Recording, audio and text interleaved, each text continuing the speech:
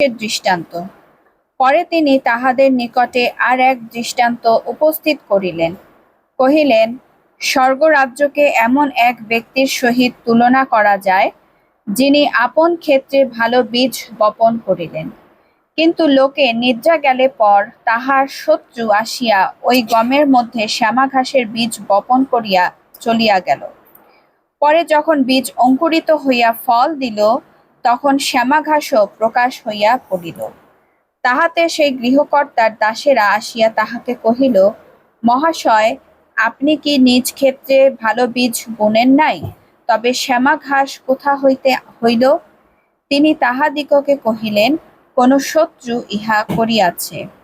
দাসেরা তাহাকে কহিল, তবে আপনি কি এমন ইচ্ছা করেন যে আমরা গিয়া তাহা সংগ্রহ করি? তিনি কহিলেন, না, কি জানি শ্যামা ঘাস সংগ্রহ করিবার সময়ে তোমরা তাহার সহিত গমও উপড়াইয়া ফেলিবে। শস্য ছেদনের সময় পর্যন্ত উভয়কে একত্রে বাড়িতে দাও। পরে ছেদনের সময় আমি ছেদক দিগকে বলিব, তোমরা প্রথমে শ্যামা ঘাস সংগ্রহ করিয়া পোড়াইবার জন্য বোঝা বোঝা বাঁধিয়া রাখো, কিন্তু গম আমার গোলায় সংগ্রহ করো। আমেন। আসুন আমরা শাস্ত্রের আলোচনার পূর্বে প্রত্যেকে মস্তক অবনত করে প্রার্থনা নিবেদন করি। চিরমঙ্গলময় স্বর্গস্থ পিতা, তোমাকে ধন্যবাদ দিই যে আজকের এই দিনে তুমি আমাকে মনোনীত করেছো তোমার বাক্য থেকে কিছু বলবার জন্য। পিতা গো, তুমি আমাকে তোমার পবিত্র আত্মার শক্তি দ্বারা পরিচালিত করো। আমি নিজেকে তোমার হস্তে সমর্পণ করছি। তুমি আমার মধ্য দিয়ে তোমার বলা বাক্য বলতে সাহায্য দান করো পিতা। আমার ভিতরে যে জড়তা রয়েছে, যে দুর্বলতাগুলো রয়েছে, সেগুলো কাটিয়ে উঠতে সাহায্য দান করো। এবং আজকের যে বাক্যের যে নিগুড় তত্ত্ব পিতা, সেটি আমাদের প্রত্যেককে বুঝতে সাহায্য দান করো। এই প্রার্থনা যীশু খ্রিস্ট তোমার নামে চাই, আমেন। আজকের যে বিষয় সেটি হচ্ছে বিশ্বাসীদেরকে পবিত্রভাবে সাবধানতার সহিত চলাফেরা বা জীবনযাপন করতে হবে। আমরা এখানে এই ঘটনাটি আমরা প্রত্যেকে জানি যে যীশু খ্রিস্ট তিনি তার শিষ্যদেরকে বিভিন্নভাবে বিভিন্ন দৃষ্টান্ত দ্বারা শিক্ষা দিতেন, বোঝাতে চাইতেন। এখানেও ঠিক তেমনি শ্যামা ঘাসের দৃষ্টান্ত দ্বারা তিনি তাদেরকে শিক্ষা দিচ্ছিলেন যে আমাদেরকে কিভাবে জীবনযাপন করতে হবে বা কিভাবে চলাফেরা করতে হবে, আমরা কিভাবে সতর্কতার সাথে জীবনযাপন করব, ঠিক এইভাবে তিনি বোঝাতে চাইছিলেন। আমরা এখানে 24 পদে দেখি যে লেখা রয়েছে, স্বর্গরাজ্যকে এমন এক ব্যক্তির সাথে তুলনা করা যায়। আমরা এখানে দেখি যে এমন এক ব্যক্তি, আসলে এই এমন এক ব্যক্তি, এটা কাকে বোঝানো হয়েছে? আমরা যদি 39 পদে দেখি, 37 পদে দেখি যে এখানে লেখা রয়েছে যে তিনি মনুষ্য পুত্র।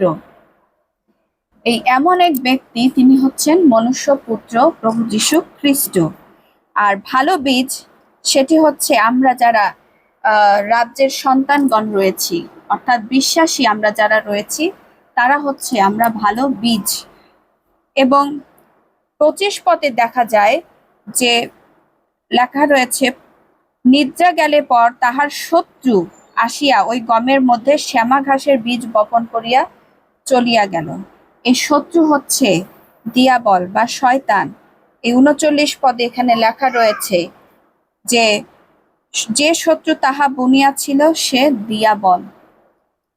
এবং দেখা যায় যে সেই ক্ষেত্রটা কি? এই জগৎ, এই পৃথিবী। আমরা এই জগতে রয়েছি, বিশ্বাসীরা আমরা রয়েছি, আমরা ভালো বীজ। এবং সেই যে শ্যামা ঘাস, সেটি হচ্ছে অবিশ্বাসীরা। আজকে তাদের সাথে আমাদের একসাথে বাড়তে দেওয়া হয়েছে। 30 পদে দেখা রয়েছে যে শস্য ছেদনের সময় পর্যন্ত উভয়কে একত্রে বাড়িতে দাও। আজকে আমাদেরকে একসাথে বাড়তে দেওয়া হয়েছে, যাতে করে আমরা এখানে সবাই একসাথে বসবাস করতে পারি। আমরা মিশ্রিতভাবে এখানে জীবনযাপন করছি, কিন্তু আজকে আমাদের বাক্য আমাদেরকে বোঝায় যাতে করে আমরা সাবধানতার সহিত আমরা যেন চলাফেরা করি। আমাদেরকে কেন সাবধান হতে বলেছে? কারণ এই জগৎ একটি মায়া জালের মতো। আমরা এখানে যারা বিশ্বাসী রয়েছি, আমরা অনেক সময় কি করি, এই জাগতিক চিন্তা ভাবনার ভিতরে বেশি মগ্ন হয়ে পড়ি।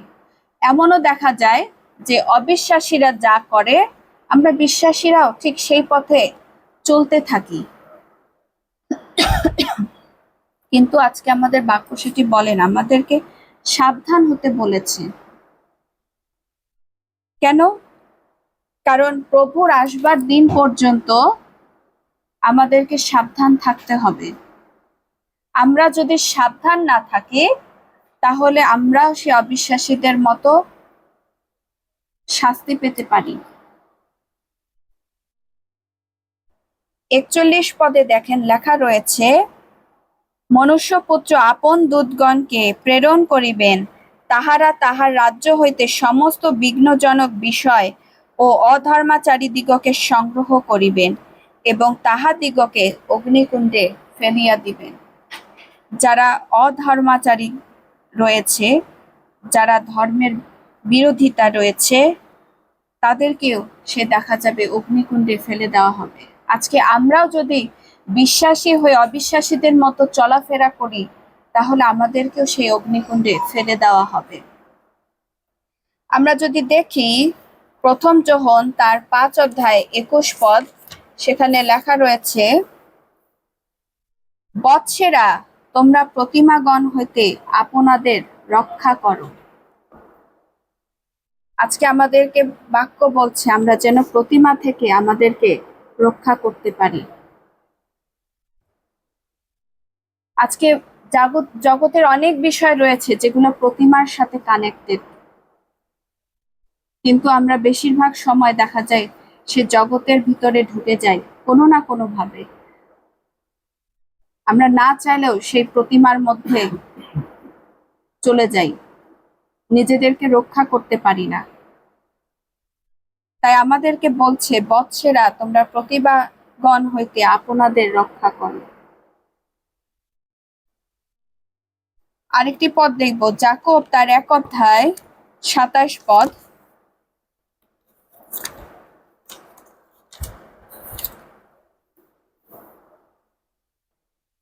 এখানে লেখা রয়েছে, ক্লেশাপন্ন পিতৃমাতৃহীনদের ও বিধবাদের তত্ত্বাবধান করা এবং সংসার হইতে আপনাকে নিষ্কলঙ্ক রূপে রক্ষা করাই পিতা ঈশ্বরের কাছে সূচি ও বিমল ধর্ম। এখানে শেষের পদটি দেখি যে সংসার হইতে আপনাকে নিষ্কলঙ্ক রূপে রক্ষা করাই পিতা ঈশ্বরের কাছে সূচি ও বিমল ধর্ম। আমরা যখন সেই সূচিভাবে পবিত্রভাবে জীবনযাপন করব, তখনই আমরা সেই ঈশ্বরের রাজ্যের দিকে আমরা যেতে পারবো।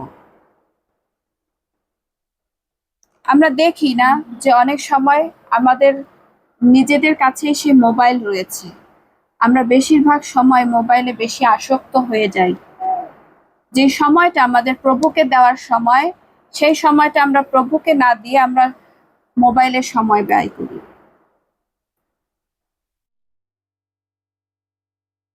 এখন আরেকটি যোগ হয়েছে বিশ্বকাপ ফুটবল। আমরা বিশ্বকাপ ফুটবল দেখার নিয়ে অনেক সময় ব্যস্ত হয়ে পড়ি, যে সময়টা আমাদের ঈশ্বরের সময় দেওয়ার নিয়ে ব্যস্ত থাকার সময়। আমরা খুব রাত জাগি, রাত জেগে আমরা বলি আমরা খেলা দেখব,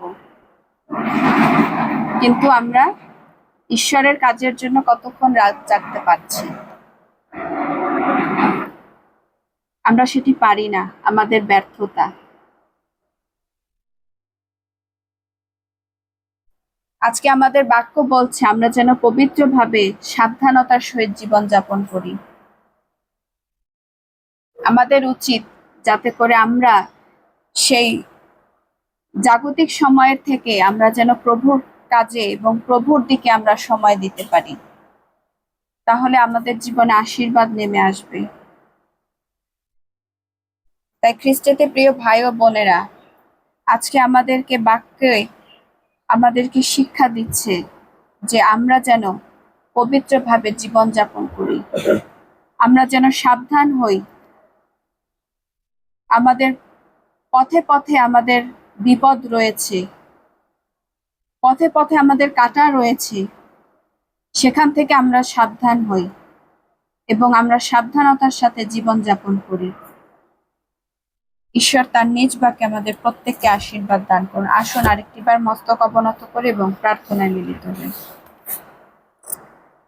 চিরমঙ্গলময় স্বর্গস্থ পিতা, তোমাকে ধন্যবাদ দেই যে আজকের সেই মথি তার 13 অধ্যায় 24 থেকে 30 পদে তুমি আমাদেরকে শিখিয়েছ পিতা, যে আমরা যেন পবিত্রভাবে আমরা সাবধানতার সহিত জীবনযাপন করতে পারি।